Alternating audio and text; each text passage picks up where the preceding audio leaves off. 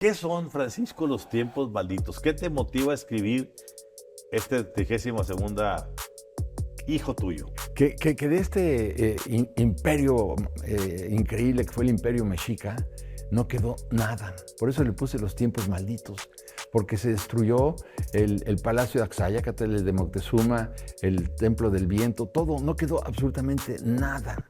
Y me dio pues, mucho coraje ver qué es lo que estaba sucediendo, porque además, cuando 300 años después de la caída de Tenochtitlan, Ramón, el 98% de los mexicanos no sabían ni leer ni escribir, eran analfabetos.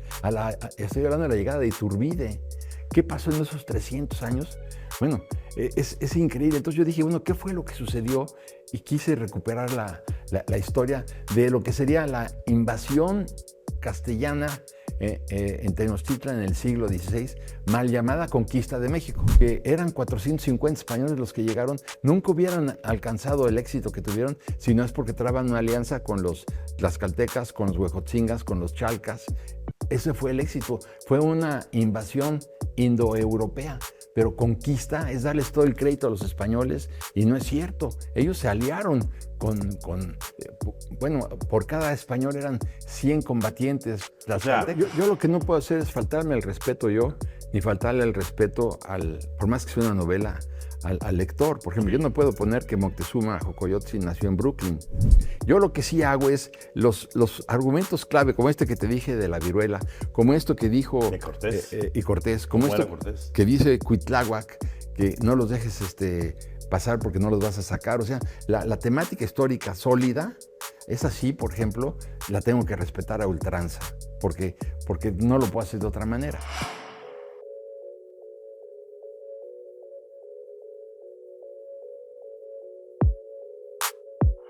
Amigos de Código Magenta, estamos el día de hoy de plácemes, dialogando, conversando, charlando, siempre como lo hemos hecho de una manera amigable, de una manera profunda, con Francisco Martín Moreno, todo un ícono de literario en este país, de literatura política, sí, de muchas otras, pero particularmente literatura política, en lo que es su 32ª obra, su 32º libro en su vida, que si los atenemos a los tiempos, pues tendríamos que decir que básicamente es más o menos un libro cada año, que vamos a ver cuántos mexicanos pueden tener ese récord. Y bueno, has tenido una carrera, una trayectoria en el mundo editorial, pues como muy pocos mexicanos en la época moderna. Tus libros se han vendido por millones. Hay uno muy particular, Ramón, que se vendieron 1.200.000 ejemplares, un tiraje importante en México. Muy importante. ¿Qué te voy a decir? A lo mejor 8 o 10.000 ejemplares en lo general, en temas de literatura. Claro.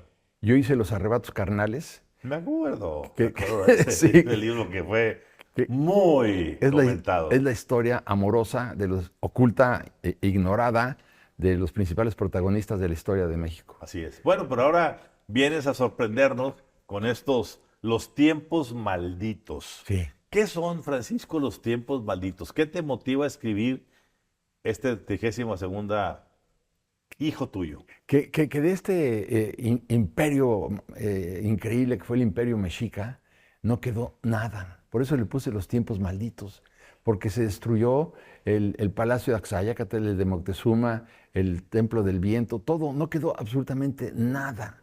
Y me dio pues, mucho coraje ver qué es lo que estaba sucediendo, porque además, cuando 300 años después de la caída de Tenochtitlan, Ramón, el 98% de los mexicanos no sabían ni leer ni escribir, eran analfabetos. Estoy hablando de la llegada de Iturbide. ¿Qué pasó en esos 300 años? Bueno, es increíble. Entonces yo dije, bueno, ¿qué fue lo que sucedió? Y quise recuperar la historia de lo que sería la invasión castellana en Tenochtitlan en el siglo XVI, mal llamada conquista de México. ¿Por qué mal llamada? Porque México no existía. Sí. México empieza a existir en la Constitución de 1824, Así es. Después ya en la independencia, pero México no existía. Pero entonces tampoco era conquista, ¿Por qué? Porque eran 450 españoles los que llegaron, nunca hubieran alcanzado el éxito que tuvieron si no es porque traban una alianza con los tlaxcaltecas, con los huejotzingas, con los chalcas. Ese fue el éxito, fue una invasión indoeuropea. Pero conquista es darles todo el crédito a los españoles y no es cierto. Ellos se aliaron bueno, por cada español eran 100 combatientes tlaxcaltecas. Podemos decir que ellos inventaron las famosas alianzas políticas como las de ahora que les da mayoría absoluta a ciertos partidos. Sí, bueno, sí, porque eso fue lo que lograron hacer. Es decir, lo que capitalizaron los españoles con mucho tino es el odio, el rencor que le tenían huejotzingas, tlaxcaltecas, chalcas a Moctezuma y a... O sea, aprovecharon las divisiones entre tribus mexicanas para poder aliarse con ciertos grupos y hacer esa mayoría que aplastara a lo que se terminó convirtiendo en minoría. Así fue, pero entonces no fue una conquista, porque decir conquista es un término que se aplica a los españoles, claro, y no fue el caso. No fue el caso. Entonces, pero también aquí hay un punto muy interesante, Ramón. ¿Quiénes escriben la conquista? Los indígenas no sabían ni leer ni escribir. Entonces la historia la escriben los españoles. Así es. Entonces, ¿por qué? Porque lo que escriben cómo se educaban, digamos, en la época del Imperio Mexica, era a través de los códices. Y los códices en buena parte los manda a quemar Cortés y su gente. No queda nada de los códices. Hay unos muy buenos, muy ricos, pero la mayoría los quemaron. Y después Cortés manda a hacer códices de acuerdo a lo que él quería. Pero entonces la historia la escriben los españoles. Llega un momento que también tenemos que escribirla ya en nuestros tiempos, ya se vale después de 500 años contar lo que ocurrió. Y eso es por lo que yo quise escribir esta novela, para contar. Otro punto que era importante para mí es la conquista de México nos acompleja a los mexicanos. Claro. Es un término... Bueno, ha sido motivo de una enorme disputa política internacional. Recordemos que en el sexenio de Andrés Manuel López Obrador y a través también de su esposa Beatriz Gutiérrez Müller, ¿sí? Pues se pidió al gobierno español, al pueblo español, que pidiera una disculpa a México, a los mexicanos, por todos los excesos que se dieron en la famosa conquista. Y una cuestión que no se dio porque precisamente lo que tú dices es lo correcto. Ni España era España, ni México era México, por tanto, la afrenta no existía. Ni conquista fue conquista. A ver, claro, es un punto el que tocas bien importante, Ramón, porque Carlos V de Alemania, había nacido exactamente en el año de 1500. Cuando se da la conquista de México, él tenía 19 años. No hablaba castellano. No dio un quinto para la conquista, bueno, no un quinto, un maravedí para la conquista. No estaba informado de la conquista. Si aquí estuviera en este momento sentado Carlos I, le diríamos, y él diría, pues yo no sé de qué me estás hablando. Las cartas de relación le llegan mucho tiempo después. Entonces es importante destacar eso. El rey de España ni hablaba castellano, ni sabía lo que estaba pasando. A ver, claro que después sí se enteró. Claro. ¿Qué es para ti lo que se da en llamar la conquista? ¿Cómo defines tú en este libro, Los tiempos malditos, cómo defines esa conquista? ¿Cómo la reubicas, la relanzas, le das su justa dimensión? La justa dimensión es no darle todo el crédito a los castellanos. Yo creo que ese es el principal error en el que insisten precisamente en España. En España están diciendo que 450 españoles dominaron un imperio de 6 millones de personas que llegaba al norte de Michoacán hasta prácticamente Honduras. Con una mujer que nos traicionó, la Malinche. Pero bueno, aquí es la historia, es el cuento. Sí, la traidora. A ver, ¿cómo le pueden decir a la Malinche traidora? Cuando en buena parte de los calpiques, que eran los recaudadores, bueno, cuando llegaban se llevaban el oro, la plata, la comida, a los animales, a las mujeres, a los hombres, para la piedra de los sacrificios o para la esclavitud. Les tenían un odio terrible. Se dice que en buena parte uno de ellos mató a su propio padre. Entonces, ¿cuál traidora? A ver, ella lo que quería era vengarse y sacarle con los pulgares los ojos a Moctezuma del odio que le tenía por todos los daños que ocasionaron en la zona de Veracruz y en territorio maya de aquellos años. Entonces, Moctezuma era un villano. Era un villano y además... Porque en su historia siempre cuando éramos niños, bueno, por lo menos en los libros, antes de los libros del señor Marx. Y un cobarde. Nos enseñaban que era Moctezuma, claro, Cuauhtémoc, todos eran como héroes mexicanos. Nadie podía verlo a los ojos a Moctezuma. cuando Moctezuma se acercaba, todo el mundo tenía que poner las rodillas y las manos en el piso y no verlo, porque era el sacerdote supremo y era un semidios. Y claro, cuando ves que a los 3 días, 4 días de que llegan a Tenochtitlan, Cortés manda que lo encadenen y que le pongan grilletes al Tlatoani, y el Tlatoani no dice nada. Y luego no solamente no dice nada, sino permite que lleguen hasta Tenochtitlan, los invita y los aloja en el palacio de su padre. Cuando Cuitláhuac le decía, a ver, hermano, si los dejas entrar, jamás los vas a sacar. Por favor, date cuenta. Y los deja entrar durante 235 días, que es cuando Cortés tiene que ir a pelear con Pánfilo de Narváez, que había llegado a arrestarlo porque Cortés era un traidor. ¿De cuánta población hablamos entonces en estas? Se dice en esa zona 2 millones de personas. O sea, 450 o 500 conquistadores sometieron a 2 millones de personas. Todo el imperio se calcula que eran 6 millones. 6 millones. Todo el imperio. Pero bueno, no era posible que se lograra eso. Entonces, sí es muy curioso ver, aquí entramos un punto muy interesante que tiene que ver mucho con la política actual. Se quedan 235 días en el palacio de Axayácatl. Españoles y buena parte de los tlaxcaltecas que eran odiados, eran los enemigos más temibles de los mexicas. Uh-huh. Y los mexicas tenían que alimentarlos, tenían que darles medicinas, porque Moctezuma decía, tranquilos, tranquilos, tranquilos, no hagan nada. Pero veías tú cómo llegaban las mujeres embarazadas en el palacio, llegaban a sus casas o llegaban con sífilis y estaban hartos los mexicas, pero no hicieron nada durante 235 días. Y ahora, por eso te digo, lo espejeo al siglo XXI, se acaba la república, se acaba el Estado, se endeuda el país, se acaban los medicamentos, se desperdician los recursos públicos, 800,000 millones del Tren Maya, 500,000 millones, 500,000 del Tren Maya, 800,000 de la refinería de Dos Bocas, 350,000 millones de la destrucción del aeropuerto de la Ciudad de México, y claro, salen diciendo que hay que bajarle el presupuesto al INE, porque son 15,000 millones cuando se hablan de estas cifras monstruosas, pero la sociedad mexicana no hace nada, al igual que tampoco lo hicieron en el siglo XVI. Una minoría va haciendo sus alianzas, sí, hasta que se queda con la mayoría y termina por hacer la conquista del espacio, que era de 6 millones por 450. Así es. Básicamente, desde allá se inventó la famosa mayoría calificada. Sí, bueno, sí, así fue. El hecho real es que después desplazan a los tlaxcaltecas, que eran los principales aliados, y los españoles se quedan con todo. Pero 80% de los mexicanos no solo no sabían leer ni escribir, sino tampoco hablaban castellano. Es lo que te digo, en términos de educación, es muy importante, sobre todo si lo comparas con la invasión inglesa, irlandesa, a las costas del norte de Estados Unidos, a las costas de Massachusetts hoy.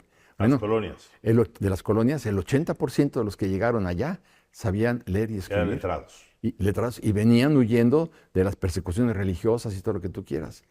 Tuvieron la gran fortuna ellos que llegaron con sus mujeres. Pero aquí a México, la gente que venía, los conquistadores, los habían sacado de las cárceles a la fuerza. Decían, ¿qué prefieres, morirte en la cárcel o ver qué puedes lograr en Tenochtitlan? Y se los traían, pero puros hombres. Imagínate la cantidad de violaciones. Bueno, Cabeza de Vaca se jactaba de haber tenido 432 hijos. ¿Tú sabes la diferencia que es que hayan llegado a las costas de Brunswick y todo esto con sus mujeres y con sus hijos, y que aquí hayan llegado el 85% de los que llegaban con Cortés no sabían ni leer ni escribir? Y claro, cometieron todos los abusos que te puedas imaginar, y ahí comienza en buena parte el resentimiento de México. Yo estoy convencido que nuestro país está lleno de resentimiento precisamente por todo lo que ha ocurrido, sin embargo no hacemos nada. De ahí surge el famoso término hijo de la chin. Claro. Porque el hijo de la mujer que fue violada. Así es, sí, la mujer ultrajada. Entonces, claro, es lo que decía Paz, somos hijos de la chingada, porque somos hijos de la mujer jodida, ultrajada y todo lo que tú quieras. Eso es altamente depredador, lastimoso, claro. Es espantoso. A ver, y no es cierto, Ramón. Bueno, Sí, claro. A ver, Francisco, en este libro, digo, en esta cuestión de esta recomposición histórica, este rescate de la verdad que no conocíamos, ¿qué papel juega Hernán Cortés y por qué Hernán Cortés, siendo oficialmente el conquistador, nunca recibió de Carlos I de España y V de Alemania el, El título de el virrey. título de virrey? Virrey ¿Por de, qué? de la Nueva España. Esa es una pregunta que me animó muchísimo a escribir la novela. Ahí está en las fuentes. Y es que si te pones a ver, Cortés, desde el principio, cuando llega a la Villa Rica de la Veracruz y la funda, hay una rebelión ahí entre su gente y a uno de los navegantes, el más importante, le corta los pies, a otro los cuelga de los árboles. De aquí no se va nadie. Cortés sabía muy bien que desde el momento en que traicionó a Diego Velázquez, porque Diego Velázquez le dijo, vas, investigas, a ver qué posibilidades hay comerciales, a ver cómo podemos civilizadamente y respetuosamente meternos ahí, y Cortés rompe con todo, funda la Villa Rica de la Veracruz, rompe con él, y entonces Diego se vuelve loco del coraje porque entre los dos habían financiado la expedición sin el apoyo del rey. Pero lo que hace Diego es informarle a Carlos I, Carlos V, el comportamiento de Cortés. Entonces, esto es bien importante porque Cortés ya no tenía vuelta. Si Cortés dice en un momento dado, bueno, me regreso a Cuba, en ese momento lo cuelgan. Y si dice, me voy a España, ahí también lo cuelgan. Entonces Cortés dice, no tengo más que ir para adelante, a como dé lugar, y voy a lograrlo como se pueda. Y ves entonces cómo logra, al acercarse a Tlaxcala, y ve que están concentrados los guerreros en Tlaxcala, él empieza a incendiar y a quemar todas los hogares y las zonas periféricas para intimidar. Y luego es la masacre de Cholula, es realmente espantosa. De Cholula no quedó nada. Cortés los asesinó a todos. Y Cortés mandó a asesinar a todos en el Templo Mayor, en la masacre del Templo Mayor. Fue exactamente lo mismo. Y después, no solamente eso, viene un punto muy importante. Y es que cuando Cortés va a arrestar a Pánfilo de Narváez, a pelear con él, y le gana porque lo sorprende, porque era un hombre muy, muy hábil, era un diplomático y un mentiroso profesional. Bueno, ahí se da cuenta él que Pánfilo de Narváez había llegado el 15 de abril de 1520 a las costas de Veracruz. Y entonces la batalla con él se da el 28 de mayo. Estás hablando de prácticamente 45 días. Durante 45 días, desde el desembarco de Pánfilo a la batalla, evidentemente que los negros que venían infectados de viruela de Cuba infectaron a una gran cantidad de gente en toda la zona de lo que hoy es Veracruz. Y Cortés llega y lo descubre y lo ve. Y cuando le gana a Pánfilo de Narváez, le dicen a Cortés, hay que matar a estos negros que vienen infectados de viruela, esclavos negros cubanos, hay que matarlos ahora mismo y quemarlos, porque si nos los llevamos, entonces lo que va a suceder es que vamos a contaminar a todo Tenochtitlan. Vamos a diezmar a la población. A nosotros no nos va a pasar nada porque los españoles tenían los anticuerpos, pero a los indígenas, cuidado, por eso los llevan siempre separados. Y claro, la peste se da. Y Cortés dice, en lugar de quemarlos, de matarlos y quemarlos, nos los podemos llevar para que entonces la peste acabe con ellos y el rey de España nunca nos puede decir, sois unos salvajes, ¿sabéis? Claro que Cortés sabía y claro que se salió con la suya y claro que la viruela fue mucho más poderosa que la pólvora, que los perros, que los caballos y fue O sea, fue un arma escondida Sí. que tuvo la conquista para poder someter a los mexicas. que se le encontró. Es decir, Sí, claro. con Cortés no lo creó. Cortés cuando lo descubre y se lo dice Bartolomé de las Casas y se lo dice Toribio de Benavente, le dicen, cuidado, y él lo ignora y se los lleva a sabiendas de lo que iba a suceder. Y claro, muchos historiadores salen y dicen, Cortés no sabía. Ah, ¿no? Yo sí te puedo demostrar que sabía. Tú dime cómo puedes demostrar que no se sabía. Claro que Cortés lo sabía y claro que Cortés cuando llega después de la noche triste, regresa y ya, claro, se había muerto el 70% de la población. Se murieron en 2 meses. Uno que se murió, que fue clave, fue el propio Cuitláhuac, el hermano menor de Moctezuma. Y entonces, este es un factor bien importante que hay que discutir. Y volviendo a tu pregunta. O sea, desde entonces ya había López-Gatelles ya, que manipulaban las sí, pandemias y diezmaban al... sí, desde entonces, digo, imagínate, O sea, desde hace, como dicen, no hay nada nuevo bajo el sol. bajo el sol, hace 500 años ya se sabía. Pero fíjate que hay otro punto muy A importante. ver. Fíjate, y que no se maneja en España. Y es muy importante que se maneje aquí. Ujú. Fíjate, el rey de España, ya que se logra la caída, este punto es importantísimo, se logra la caída de Tenochtitlan. Había una cosa que se llamaba, una institución que se llama los juicios de residencia. El rey de España mandaba a uno o dos o tres jueces para que in situ, en Perú o en Tenochtitlan o en la Nueva España, como quieras, hicieran una investigación para saber cuál había sido el comportamiento de Cortés o de Pedro de Alvarado durante la conquista. Y entonces le manda a un gran juez castellano que se llamaba Luis Ponce de León, acompañado de otro gran jurisconsulto castellano. Llegan el 20 de junio de 1526. Para el 4 de julio, o sea, estamos hablando de 15 días, este juez, después de que descubre todo lo que había hecho Cortés, lo destituye como gobernador de la Nueva España. Luis Ponce de León lo destituye. ¿Y qué pasa? Que el 20 de julio, o sea, 15 días después, ¿qué crees? Que Luis Ponce de León y su ayudante amanecen muertos. Los dos. Wow. Y entonces el rey de España dice, ¿pero qué es esto, no? Contestando tu pregunta de por qué nunca lo nombró virrey de la Nueva España. Sabía. Entonces manda el rey a otro que se llama Marcos de Aguilar, también con su ayudante. ¿Y qué crees? A los 2 meses aparecen los dos muertos. ¿Y qué crees? Que llega la mujer de Cortés, que era Catalina Suárez, de Cuba, y de repente amanece estrangulada. Entonces dices, Todo lo que te rodea Entonces misteriosamente aparece. entonces tú dices, oye, ¿y por qué? ¿Y por qué no? Que me interesa, ¿por qué no lo nombró? Pues ya empiezan a haber muchos elementos. Lo último que quería Cortés es que se le investigara y por eso asesina o manda a matar a los jueces, al que fuera. Y también, Al más puro estilo Epstein. Mejor calladitos, se ven más bonitos. así, ¿no? Y al mejor estilo también del Mencho. El Mencho, Porque, exactamente. porque calla. Bueno, yo no sé a estas fechas, mi querido Paco, si el señor Mencho esté vivo o esté muerto. No nos han mostrado ninguna fotografía. Sí, un ataúd, pero el ataúd, quién sabe qué. Ponemos lo que sea. Sí, pues, ¿Cuántos ataúdes han Sí. ido ahí vacíos? O... Sí, ya, pero también pasó lo mismo con el Señor de los Cielos, ¿te acuerdas? Que Exactamente. tampoco nunca supimos Con que... Nacho Coronel. Exactamente, entonces, bueno. Ya tendrás que hacer los tiempos malditos modernos en su momento. Te vendrá. Sí, A ver, déjame hacer una se pregunta me que yo antoja. creo todo ávido lector cuando a mí me ha pasado con tu obra, particularmente la que rescatas esas historias tan interesantes.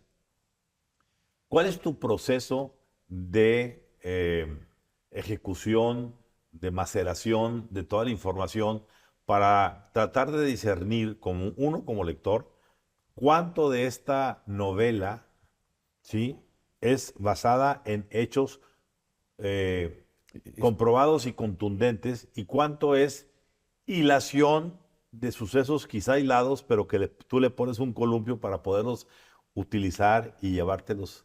Yo lo que no puedo hacer es faltarme el respeto yo, ni faltarle el respeto por más que sea una novela, al lector. Por ejemplo, yo no puedo poner que Moctezuma Xocoyotzin nació en Brooklyn. Digo, Ajá, estoy diciendo un claro. absurdo. Como el otro día en una plática, dice alguien que me vino a verme, que está escribiendo una novela de Álvaro Obregón, dice que a Obregón le gustaban mucho los toros y que entonces en un pase que hubo de un torero en la plaza de Celaya, Ujú. se levantó Obregón enloquecido y aplaudió el pase porque le encantaba. Y le digo, no, Obregón no pudo levantarse a aplaudir. ¿Por qué? Porque le faltaba un brazo. Entonces, Sencillo. entonces, tan sencillo como esto, tú no puedes faltarle el Muy bueno. respeto al lector. Claro. Entonces, yo lo que sí hago es los argumentos clave, como este que te dije de la viruela, como esto que dijo De Cortés. y Cortés, como ¿Cómo esto era Cortés? que dice Cuitláhuac, que no los dejes pasar porque no los vas a sacar. O sea, la temática histórica sólida, es así, por ejemplo, la tengo que respetar a ultranza, porque no lo puedo hacer de otra manera. Pero, por ejemplo, cuando en alguna ocasión Cortés está escribiendo una carta y llega Malinali, porque hay algo que es muy importante, la Malinche no existe, quien existe es Malinali, Malinche es Cortés. Entonces aquí dice la Malinche nunca existió, existió el Malinche, pero ella es Malinali, doña Marina, Malintzin, pero no Malinche. No la Malinche. No Malinche. Y entonces él está escribiendo y le dice ella, ¿qué estás haciendo, Hernando? Esto ya es novela porque yo estaba en la tienda de campaña de ellos y estaba viendo lo que sucedía. Entonces le dice, mira, esta es la letra A. Entonces con la pluma hace la letra A con sus dos patitas y esta es la letra O. Escribir es una manera de comunicar. Dice, es que nosotros nos comunicamos con códices, dice ella, yo no sabía. Entonces, en un momento dado le pone él, cuando ella está haciendo la letra A, él le pone la mano en la pierna por primera vez y le encanta. Es una sensación brutal porque pues, era preciosa Malinali, ¿no? Entonces, a ver, ponte aquí. La pone de pie y le levanta el huipil y era una belleza. Y cuando piensa tocarla, le dice, ponte el huipil otra vez. ¿Pero por qué? Póntelo. Y ya acaban. Y es que Cortés, muy vivo, dice, si me acuesto con ella y se embaraza y se muere, me quedo sin traductora y sin consejera. Porque no hay que perder de vista nunca que Malinali hablaba perfectamente bien el náhuatl, claro, y se comunicaba con Moctezuma cuando llegan finalmente en náhuatl. Pero ¿de dónde aprende el castellano? Pero había otro que era Jerónimo de Aguilar, que se había naufragado y él hablaba castellano y Cortés lo llamó. Entonces Malinali se comunicaba con Jerónimo de Aguilar en maya y le decía fíjate, lo que le había dicho Moctezuma en náhuatl, ella se lo traducía en maya a Jerónimo de Aguilar y Jerónimo de Aguilar se lo traducía en el castellano a Cortés. Entonces, así se comunicaban. Este triángulo lingüístico es el que logra la conquista de México. Y entonces Cortés no iba a ser tan tonto. Claro, después, cuando se logra la conquista de México, se superacuestan y tienen un hijo que es Martín Cortés. Pero mientras tanto, Cortés dice, me tengo que aguantar. Y entonces sí fue una sensación tremenda, ¿no? Pues, te puedo contar una anécdota que yo viví en la tienda de campaña de ellos, cuando Malinali le dice, oye Hernando, perdón que te lo cuente, pero así fue. Perdón Hernando, a mí me gustaría ver cómo te ves con taparrabos. Y le dice Cortés, no vas a creer que yo voy a salir ahí fuera con taparrabos si soy el capitán general de las armadas. No, aquí nada más, en la tienda de campaña. Bueno, entonces tuve que aprender a poner el taparrabos, porque no es fácil poner el taparrabos. Y dices que me interesa ver cómo un hombre con pelo en el pecho y además blanco, ¿cómo se va a ver con taparrabos? Claro. Bueno, entonces cuando lo desnuda, se le queda viendo a las dimensiones de su virilidad de Cortés, ¿no? Y dice, pero con esto tú crees que puedes conquistar un imperio como el mexica? Estás absolutamente equivocado. Estás desarmado. Estás desarmado. Con eso no puedes conquistar un imperio. A ver, pues nos dejas con mucho saborcito e inquietud y curiosidad para leer esta novela, Los tiempos malditos. Esperemos que, como seguramente va a ocurrir, tendrá un gran éxito como toda tu obra siempre la ha tenido. Qué bueno que estás rescatando la historia de este México desconocido. Sí. Y qué bueno que podamos reencontrarnos con personajes para que pues esta historia no siempre sea escrita, como se dice, por los vencedores. Sí, déjame decirte, por terminar, Ramón, estoy trabajando ahora intensamente en un tema que me llama la atención, que son las diferencias entre los países angloparlantes con los países hispanoparlantes. Angloparlantes, Inglaterra, Estados Unidos, Canadá, Australia, Nueva Zelanda. Hispanoparlantes, Cuba, Venezuela, México, Bolivia, Perú. ¿Qué pasó? Y entonces ese es un tema importantísimo porque las diferencias son abismales entre los países angloparlantes y los hispanoparlantes. Pues tendremos ya forma de poder sentarnos en este estudio para poder hablar de esa nueva obra. Por lo pronto, tomemos Los tiempos malditos. En estos tiempos malditos en los que estamos a veces ya cansados de tanta politiquería, de tanta cuestión barata, para podernos sumergir un momento en una historia que debe ser contada como tiene que ser contada. Gracias por estar aquí en Código Magenta. Ramón, muchas gracias. Muy agradecido como siempre. Como siempre, gran admiración, respeto y amistad. Igualmente para ti, Ramón. Muchas gracias. Gracias.